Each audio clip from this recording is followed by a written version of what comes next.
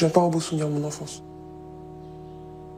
Sur cette photo-là, j'ai 5 ans et c'est la période où tout a été gâché, quoi. Aussi longtemps qu'elle s'en souvienne, les nuits d'Isabelle ont été peuplées de cauchemars, les souvenirs d'abus dont elle aurait été victime quand elle était petite. Moi, il me demandait de me mettre tout et de m'allonger. Moi, c'était avec sa main. Il me vivait avec sa main. C'est odieux, j'y pense constamment. L'homme qu'elle accuse est le pédiatre qui l'a suivie de sa naissance jusqu'à ses 6 ans. Son traumatisme, Isabelle le partagerait avec une vingtaine d'autres femmes. Après des décennies de silence, elles ont dénoncé les agissements d'un même homme. Claude Paulet. Déjà condamné en 2015 pour des agressions sexuelles sur 4 patientes mineures, il va bientôt être jugé pour des viols à plus de 80 ans. Médecin pendant 40 ans en Anjou, Claude Paulet a été toute sa carrière un homme respecté. Il a exercé en libéral dans ce cabinet en centre-ville et au CHU, dans le service de néonatalité de l'une des plus grandes maternités de France. Bernard Bourigaud l'a connu au début de sa carrière. Il se souvient d'un homme exemplaire, proche de ses patients. C'était le médecin de famille, et c'est lui qui a donné naissance donc à mon premier enfant. Il avait une réputation, je veux employer le mot, exceptionnel. Donc vous n'avez jamais entendu des choses négatives sur lui? Jamais, jamais. J'étais très étonné de voir ça dans la presse. Comme beaucoup de gens dans la région, on a appris et c'est fait dans la presse. Moi, j'avoue que j'arrive pas à comprendre. Un homme au-dessus de tout soupçon et qu'il est resté bien longtemps après avoir pris sa retraite, en 1991. Jusqu'à ce qu'une femme ose parler. Laura était l'une des patientes du docteur dans les années 80. Elle n'avait jamais repensé à lui jusqu'en 2003. Elle a alors 25 ans, elle est enceinte, et sa grossesse ravive des images de ses visites chez le pédiatre. Je me rappelle donc quand c'est le moment d'aller à la salle de consultation avec lui. Et comme je suis petite, donc il me fait monter sur un marchepied pour être à sa hauteur.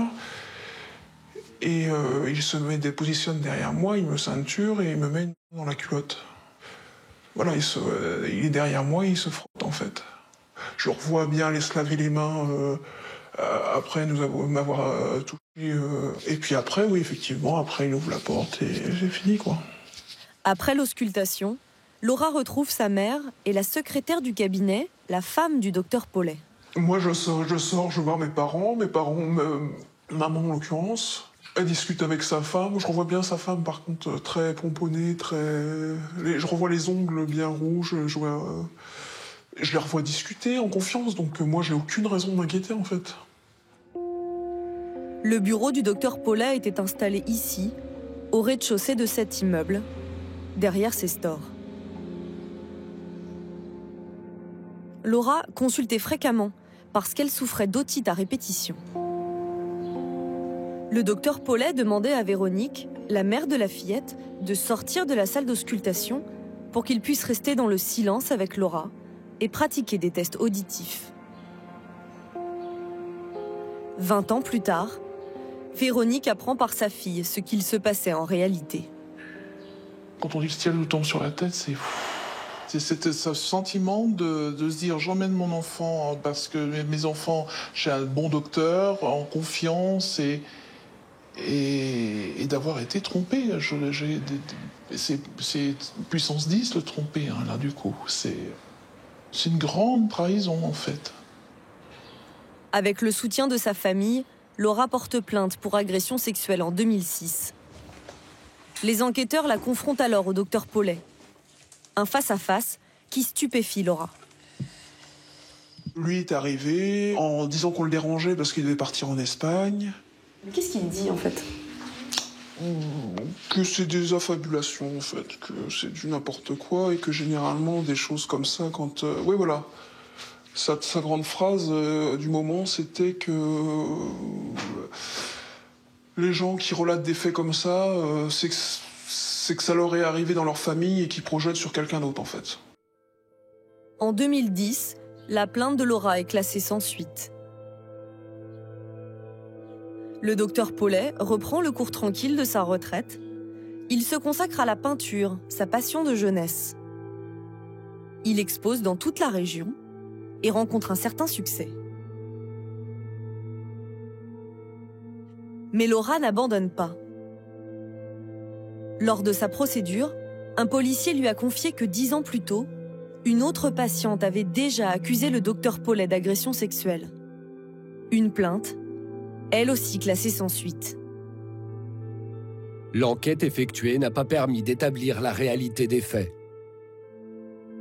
Dans l'espoir de trouver d'autres témoignages, Laura contacte sur les réseaux sociaux des dizaines de femmes de sa génération qui auraient pu fréquenter le cabinet du docteur Paulet. En février 2012, une femme lui répond.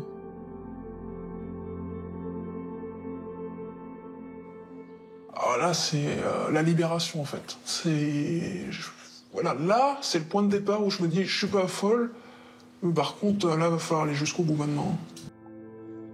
Laura contacte un avocat et dépose à nouveau plainte. Ensemble, ils décident de témoigner dans la presse locale. Le nom du docteur Paulet n'est pas cité.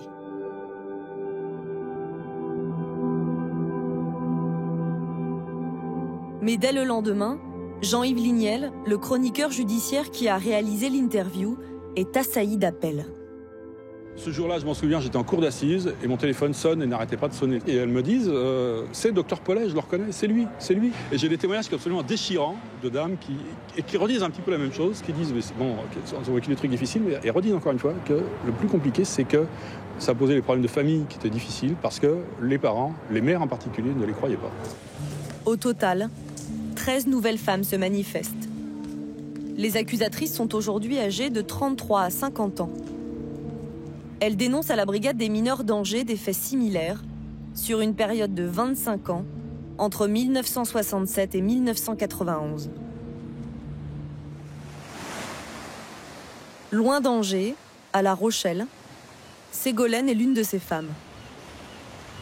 Au début des années 80, sa mère l'emmenait consulter le docteur Paulet parce qu'elle faisait pipi au lit. Entre 6 et 12 ans, elle aurait été agressée à 6 reprises par le pédiatre.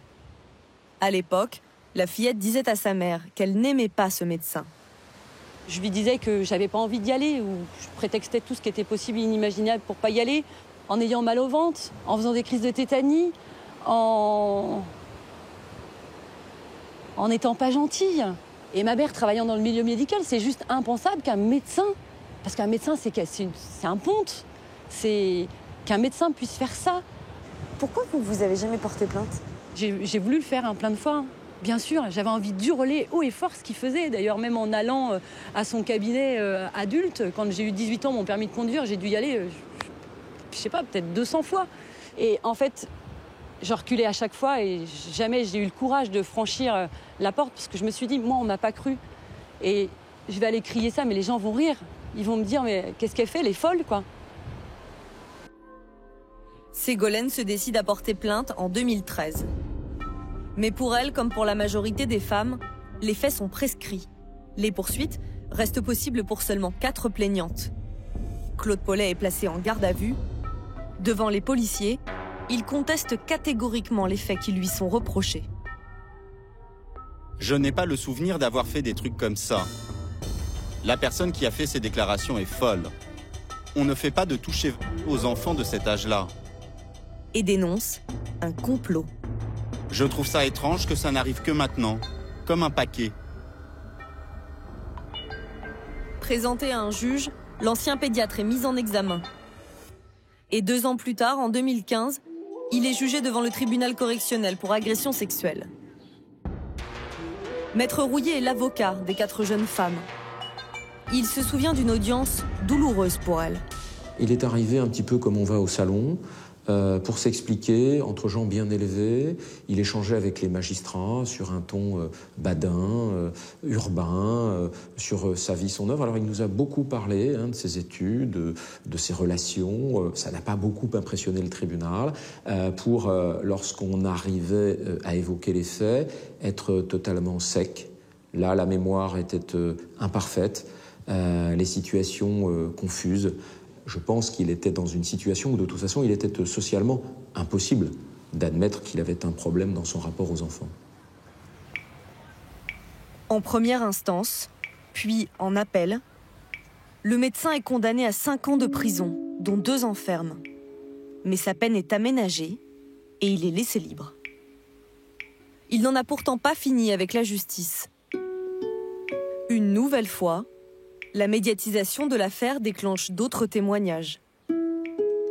3 femmes accusent à leur tour le docteur Paulet. Elles dénoncent des agressions sexuelles et des viols digitaux. À Angers, ces révélations choquent les anciens confrères du pédiatre. Tous ont refusé de répondre à nos questions, à l'exception d'un, et uniquement au téléphone. Il a côtoyé Claude Paulet pendant toute sa carrière et était devenu son ami. Il se souvient d'un médecin humain et consciencieux. Je peux dire que j'ai été très très surpris, extrêmement surpris.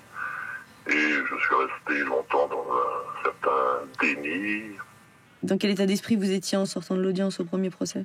J'étais incapable de savoir quels étaient les faits véridiques. Surtout qu'on est confronté sur le plan médical à avoir des examens orientés vers la sphère génitale. Mais ça peut être pas toujours aussi bien perçu. À quel moment ça n'est plus du domaine purement médical, et ça, je ne peux pas être à sa place là. Avec ces 3 nouvelles plaintes, le docteur Paulet est cette fois renvoyé devant les assises pour viol. Il habite à une demi-heure d'Angers et vit toujours avec sa femme, dans ce pavillon. Il effectue sa peine de 2 ans de prison sous bracelet électronique. Son avocat ayant refusé de répondre à nos questions, nous allons à sa rencontre. On prépare un reportage à l'approche du procès et on aimerait beaucoup avoir votre position parce qu'on va donner la parole aux personnes. Le procès en cour d'assises. Et comme on va donner la parole à vos accusatrices, moi j'aimerais beaucoup avoir votre position sur ces accusations. Voyez mon avocat. Vous niez avoir agressé sexuellement et violé une patiente? Quelle patiente? Le docteur Paulet semble avoir oublié les détails de l'affaire et se pose en victime. La presse, moi, vous savez, a fait beaucoup de mal dans cette histoire, et maintenant, je ne peux plus la supporter. D'accord. Hein? Avec ce nouveau procès, s'il est reconnu coupable, Claude Paulet risque 20 ans de prison. Aujourd'hui, Isabelle, l'une des 3 patientes à avoir dénoncé des viols, a rendez-vous avec son avocat et une autre plaignante. Pour la jeune femme dont les nuits sont toujours hantées par des cauchemars, l'incarcération du pédiatre est cruciale. Moi, je veux qu'il parte en prison. Quand j'entends il est trop vieux, bah non, mais je m'en fiche de son âge. On m'a pas demandé, moi, si j'étais trop jeune. S'il est condamné, eh ben pour moi, c'est un aboutissement de ce que j'attends depuis 30 ans. Et en fait, c'est lui le coupable, c'est lui le pervers, c'est lui qui n'avait pas à faire ça, et c'est lui le responsable. Et ça va m'aider à avancer dans ma vie et à arrêter de me remettre en question sans arrêt. L'audience aura lieu en juin. Claude Paulet est aujourd'hui âgé de 86 ans.